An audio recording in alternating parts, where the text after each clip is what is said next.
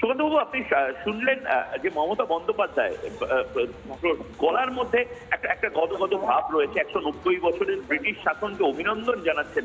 মানে আমাদের এই ঔপনিবেশিকতা বাদটা কি এখনো আমাদের মধ্যে মজ্জাগত হয়ে যাচ্ছে? এটা কি ধরনের মমতা বন্দ্যোপাধ্যায় কথা বললেন? দেখুন, এটা তো ফ্যাক্ট যে ঔপনিবেশিকতা অর্থাৎ কলোনিয়ালিজম সেটা আমাদের মধ্যে এখনো আছে। সেই জন্য আমাদের মনে হয় যে রামনবমী বাংলার উৎসব নয়, কিন্তু যিশু পাকশিতে জন্মগ্রহণ করেছিল।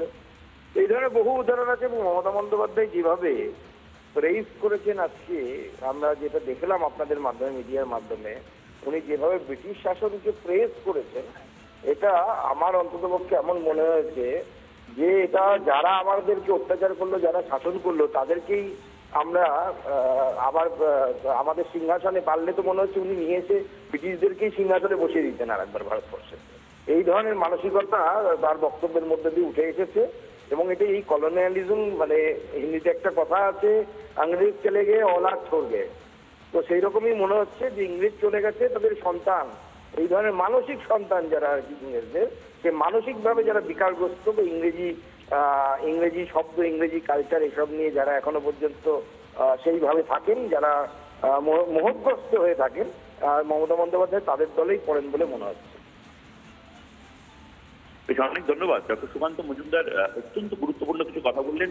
এবং আমাদেরও ঠিক একই প্রশ্ন যে ব্রিটেন বা আমেরিকা বা অন্যান্য দেশ নিয়ে আমাদের একটা অভ্যন্তরীণ বন্ধুত্বতার সম্পর্ক থাকতেই পারে, কিন্তু ব্রিটিশ রাজ নিয়ে কিসের সহানুভূতি, কিসের ভালোবাসা?